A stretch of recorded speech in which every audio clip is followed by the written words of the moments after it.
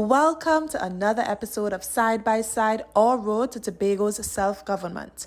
Come along with us as we chat with former Chief Administrator, Mr. Alan Richards, and Attorney at Law, Ms. Ingrid Melville, about some of the essential requirements for Tobago's self-government. In terms of executive authority, as we've said, that's one of the key areas of discontent, if you wish, of the operations of the Assembly. Because even though there are functions that are listed in the 5th schedule, and they are now 35, the initial 32 plus the additional 3 that the President would have added in 1997 in the current circumstance, the Assembly has been fettered by what has been determined by the court, that it has to accept government policy or work within the ambit of government policy, no matter what the Assembly may have come up with. If government subsequently changes or determines a policy that the Assembly is not either in agreement with or has not proposed, then the Assembly's policy goes out the window. And of course, there's judicial decision on that. So that in this upgrade, if you wish, of the self-determination for the Assembly, that is one of the key areas that has been demanded by the people, as we indicated over the past all these years in the 21st century certainly, and was agreed to at the Convention of 2014 that went into the legislation, the proposed legislation that went from the Tobago House of Assembly or from the Tobago Forum to the Cabinet, and ultimately that found its way into the bills that have been proposed and have been either agreed by the GSC or have been truncated.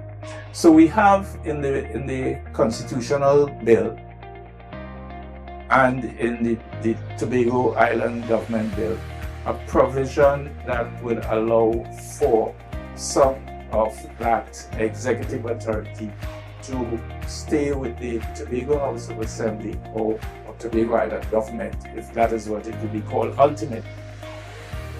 So there has been proposed changes to the sections in the Constitution that indicates Cabinet's approval over the country of Trinidad and Tobago. So there's a proposed amendment that says that insofar as Tobago is concerned, the Tobago Executive Council would have responsibility for a number of functions, and it proposed 42 functions that the Tobago Executive Council should have responsibility for. However, in a number of them, there would be limitations as to what those executive powers would be and how far and in what areas the Assembly would be able to exercise that executive authority. So for instance, in finance, it merely says the collection of revenue, the application of expenditure to matters that fall within the ambit of the Assembly.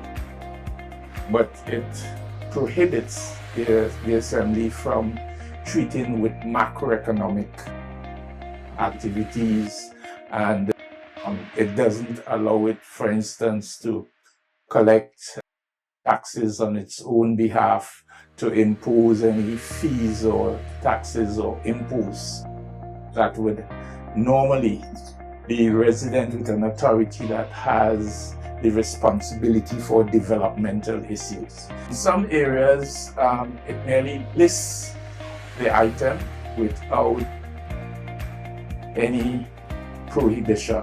But of course, what it also means for those areas under executive authority that the Assembly does not have legislative authority for is that the policies for those areas that that the legislature doesn't have authority for, the policies would still emanate from the government. So, for instance, there's an item that says the Assembly has executive authority over land and marine parks, but the legislature does not have authority to make laws or regulations or policy for land and marine parks. So consequently, any decision on how things should happen in the marine park, for instance, Bukuri, for instance, would rest with the central government, particularly since the arrangement put forward for the legislature's authority is land-based.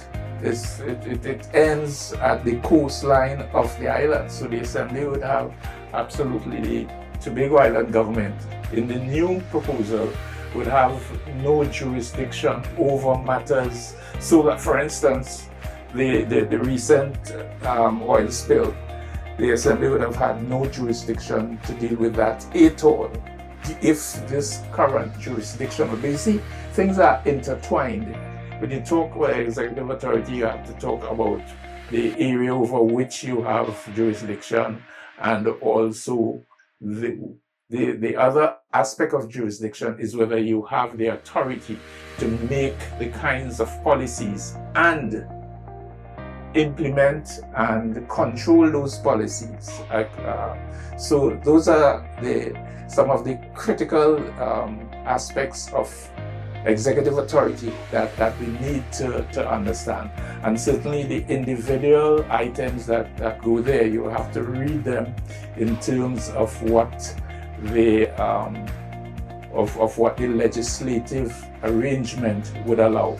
So it says, for instance, state lands, that the Assembly has responsibility for state lands, but it doesn't have state lands within its legislative ambit.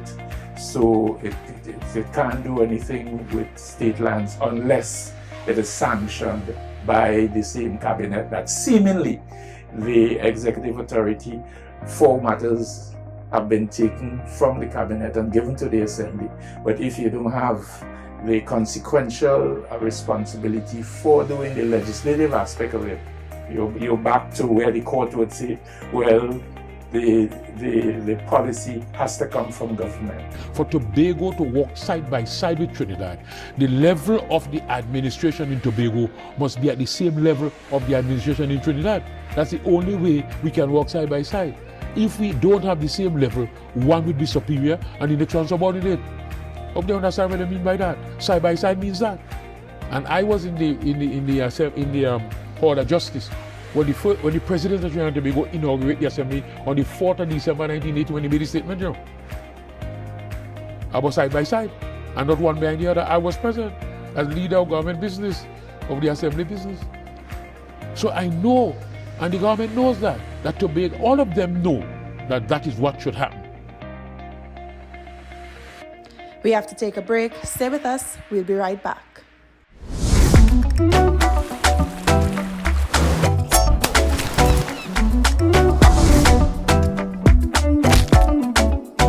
One. 6. Beautiful island.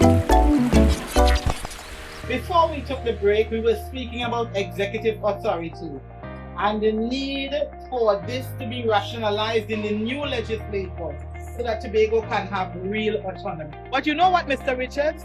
We did not speak about some issues for which there will be concurrent jurisdiction between the government in Trinidad or the central government and the Tobago Executive Council. Yeah, well, there are certainly some of those issues that exist now. And I could talk about 3 critical areas, customs being perhaps the major one because it also has international import. So that customs, inland revenue, and licensing under the Assembly currently administratively. The staff, members of the Assembly, they're paid by the Assembly, and the Assembly has administrative jurisdiction over them. but the policies and they take technical direction from the ministries, in the relevant ministries in Trinidad, so that in the case of customs, the assembly pays and reimburses the ministry for the salaries and allowances and stuff of the customs people.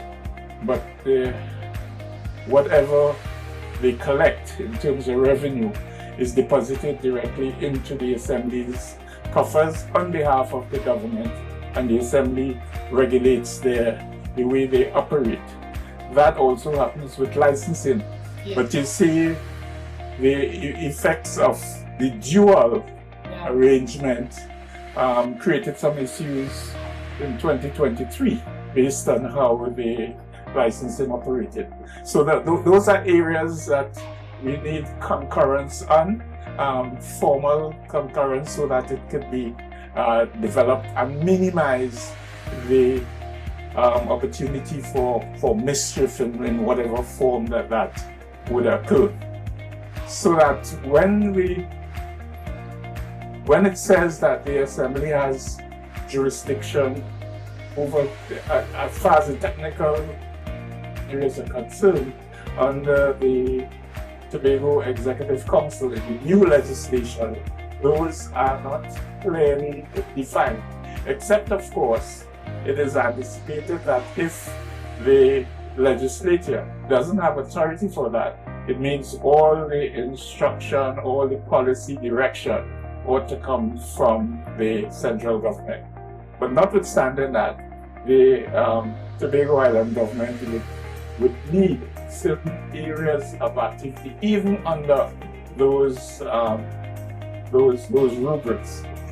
More than that, when we are talking about finance, one of the areas the new legislation says, the proposed legislation says that the Assembly shouldn't have any dealings with foreign exchange and matters of that nature. But of course, the Assembly, given that foreign exchange would be a key factor in its development, either through the foreign direct investment on the one hand, or also on the other hand, the generation of foreign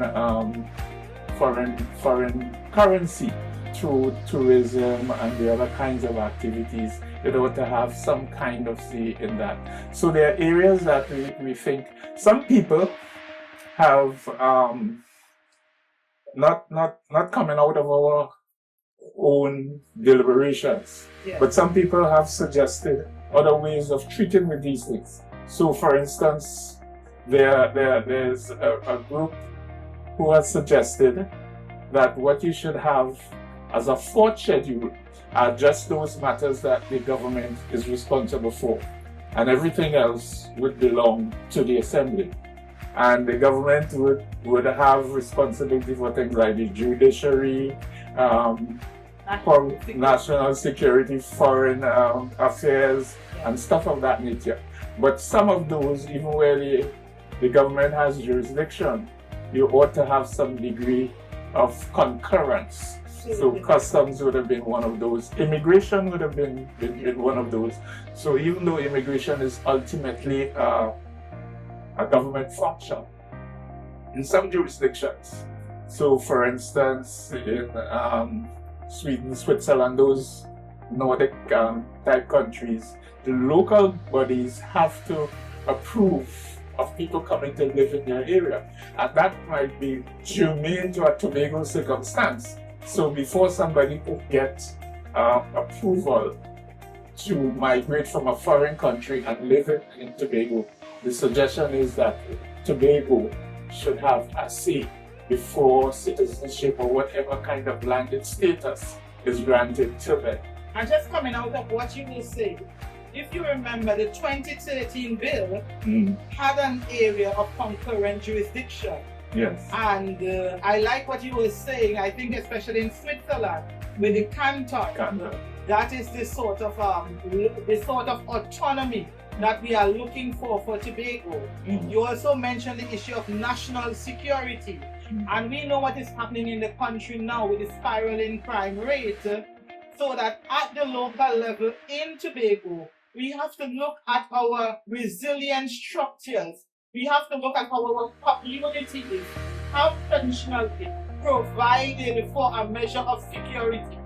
I know, for instance, when I was a child and I went to Charlottesville for holidays, on mornings when you walk down the street, every house you'd pass, somebody would ask, who is that girl? I mean, because they would be concerned that there are people who they were not accustomed to see in their village. So, in the issue of community development, which right now is a part of the powers of the executive in Tobago, we have to look for synergies in terms of community development and national security, as well as other areas, because I have tried to say over the years, coming from a human rights and legal background, that persons we consider criminals, they are bred and raised in the same society that we are raised in. So there must be something happening within the society that can be used to be able to deal with the issue of crime. Yeah. And so the powers of national security, while it remains at central government level, and while the police is subject to a certain act which we would not have jurisdiction over in Tobago and at the Executive Council, we have to look at how we could create synergies to be able to deal with crime and for crime prevention in Tobago. Yeah.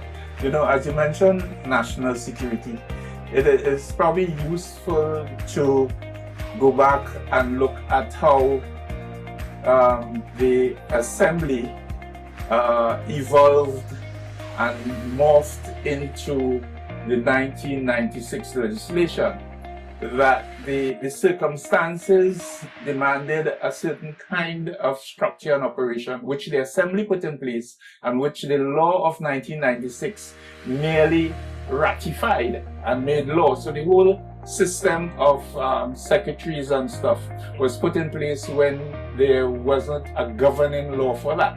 No, I'm saying that to come to the point that the relationship between the assembly and the law enforcement, especially the police, even though the assembly had no jurisdiction, has been one of cooperation and of assistance by the assembly over the years, particularly in a period when the police wasn't getting the kind of resources that they needed. They would come to the assembly, as far back as I remember, and say, look, we need this, and the assembly would help, tell works to give them whatever they needed, fix their vehicles, lend them vehicles, and stuff of that nature. I know for a fact when I was chief administrator, they had intelligence happening here on the island that they would come to us for both not merely the police, even the army. Yes. would because they had their own intelligence and stuff, and they would come and we give them cover, either by making it sound as they are doing work for us or some other agency, and give them equipment and vehicles and houses and things where they kept safe for people. So that there was always, with the organizations on the ground, a cooperation and collaboration. And they recognized that. They used to have all the chairmen and chief secretaries I know would have meetings with the heads from time to time, and they would lay out what their issues are. And that's seeming so you can use that and fashion a model that takes those dual responsibilities into account. Yes. Definitely. We need to look at those structures. We need to structure it because, as you said, the partnership has been there, the collaboration has been there. So now what we need to do is to review the draft bills and to see where there might be changes, because we do not want to have legislation enacted which, in order for it to be effective, it would mean going to the court every Monday morning. Yeah.